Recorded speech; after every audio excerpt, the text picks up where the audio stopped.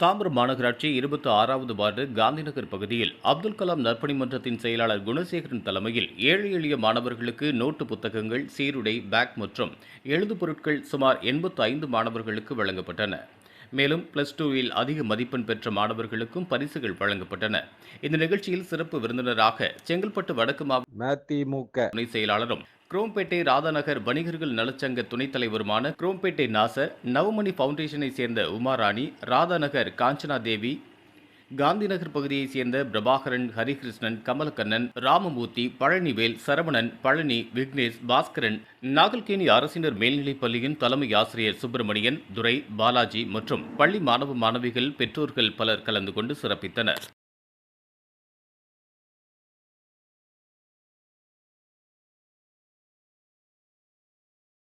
அனைவருக்கும் என்னுடைய முதற்கண் வணக்கத்தை தெரிவித்துக் கொள்கிறேன்.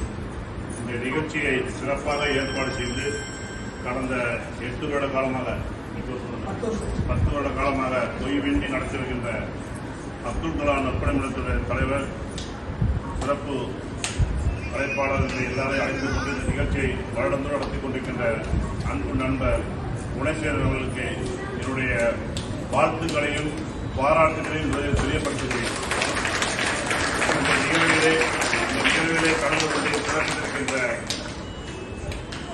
அருமை அண்ணன் தாமரை கண்ணன் அவர்களே மற்றும் இந்த பகுதியிலே சமூக சேவையாகவும் மக்களோடு அழகாக பழகக்கூடிய அன்பு அண்ணன் ஹரிகிருஷ்ணன் அவர்களே, பொது சேவையாக தன்னலம் கருதாமல் பணியாற்றிக் கொண்டிருக்கின்ற அண்ணன் பிரபாகரன் அவர்களே, சமூக சேவகர் உமாராணி அவர்களே, உமாராணி அவர்களை பற்றி இப்ப அவங்களே சொன்னாங்க. ஆனா அவர்களை பற்றி யாருக்குமே இன்னும் தெரியப்படுத்தல. அது குணசேகரன் சொல்லும் போது பேசும்போது தயவுசெய்து சொல்லணும். ஏனென்று கேட்டால் அந்த உமாராணி அவர்கள் பல வருட காலமாக ஏழைகளுக்கு மதிய உணவும் காலை உணவும் தன்னுடைய முயற்சியால் இன்று வரை வழங்கிக் கொண்டிருக்கின்றார். அப்படிப்பட்ட தாயுள்ளம் படைத்த சகோதரி உமாராணி அவர்கள் இந்த நிகழ்ச்சியை கலந்து கொண்டிருக்கிறது சிறப்பாக இருக்கிறது. மற்றும் இந்த நிகழ்ச்சியிலே கலந்து கொண்டு சிறப்பு செய்திருக்கின்ற அண்ணன் கமலக்கண்ணன் அவர்களே, காஞ்சனா தேவி அவர்களே, பாலசுப்ரமணிய ஆசிரியர் இன்றைக்கு சிறப்பான கருத்தை கூறி அமர்ந்திருக்கின்ற மரியாதைக்குரிய தலைமை ஆசிரியர் பாலசுப்ரமணியம் அவர்களே, மற்றும் இந்த நிகழ்ச்சியிலே கலந்து கொண்டிருக்கின்ற பெற்றோர்களே, குழந்தைகளே, அனைவருக்கும் என்னுடைய வணக்கத்தை தெரிவித்துக் கொள்கிறேன். இந்த மாதிரி ஒரு சிறப்பான நிகழ்ச்சி, அதாவது குழந்தைகளை படிக்க வைக்க வேண்டும் என்று பெற்றோர்கள் ஆசைப்படுகிறீர்கள்.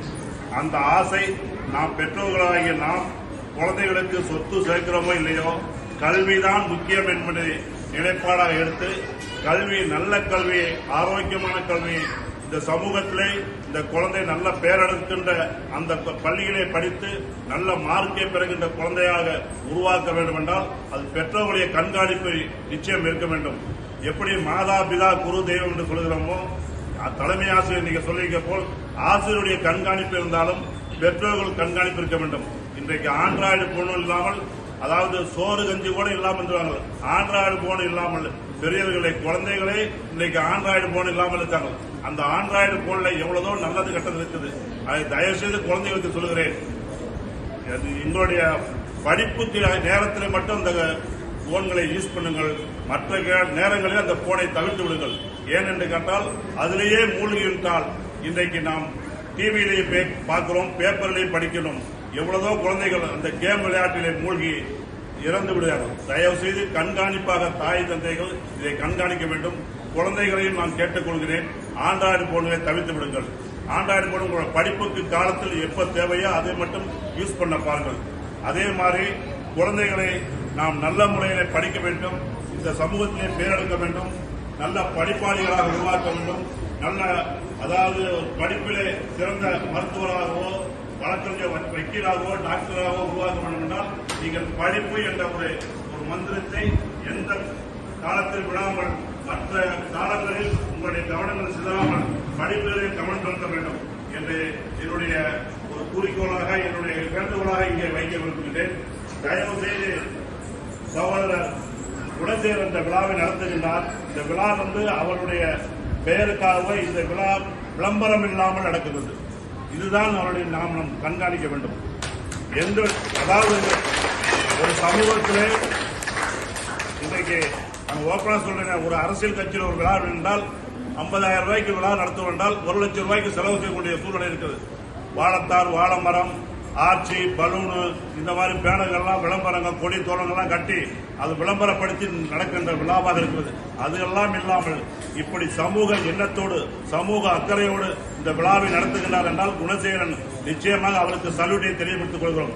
ஏனென்று கேட்டால் எல்லோருடைய பங்களிப்பு இந்த 10 பேருக்கு அவர் பொருளாதார உதவியை பெற்றாலும் அந்த பொருளாதார உதவியை பெற்று ஒருங்கிணைப்பாக இந்த நிகழ்ச்சி நடத்தலால் இப்படிப்பட்ட நிகழ்ச்சியை ஒருங்கிணைத்து நடத்துவதே கடினம். ஏனென்றால் எல்லாருடையும் போய் நாம டொனேஷன் வாங்கலாம், ஆனால் நிகழ்ச்சி தொய்வில்லாம வருடம் முழுவதும் இந்த குழந்தைகளுக்காக இந்த சிறு ஒரு உதவிதான். பெரிய அவர் ஒன்றும் பெரிய டொனேஷன் கொடுத்துள்ள, ஆனால் சிறு உதவி இந்த குழந்தைகள் எல்லாம் பார்க்கும்போது ஒரு சந்தோஷமான நிகழ்ச்சியை ஏற்பாடு செய்திருந்தால் அவருக்கு என்னுடைய வணக்கத்தை தெரிவித்துக் கொள்கிறேன். இந்த மாதிரி மேலும் மேலும் இந்த நிகழ்ச்சியில் தொடர்ந்து நடத்துவதற்கு என்னாலான உதவிகளை நிச்சயமாக படிப்புக்கு என்று சொல்லிவந்தால் என்னால் முடியவில்லை. என்னால் உதவிகளை நான் அன்று முதல் இன்று வரை பெரிய அளவில் சிறிது அளவுக்கு செய்து கொண்டிருக்கிறேன். அது தொடர வேண்டும் என்றால் உங்களுடைய நல்ல உள்ளங்கள் எங்களுக்கு ஒருங்கிணைப்பாக இருக்க வேண்டும் என்று கேட்டுக்கொண்டு நல்ல நிகழ்ச்சி சிறப்படைய வேண்டும் என்று வாய்ப்புக்கு நன்றி கூறி விடைபெறுகிறேன். நன்றி, வணக்கம். இதுபோன்ற உள்ளூர் செய்திகள், மாநில செய்திகள் மற்றும் பயனுள்ள தகவல்களை உடனுக்குடன் தெரிந்து கொள்ள GST ஆன்லைன் மீடியாவை இலவசமாக சப்ஸ்கிரைப் செய்து கொள்ளுங்கள்.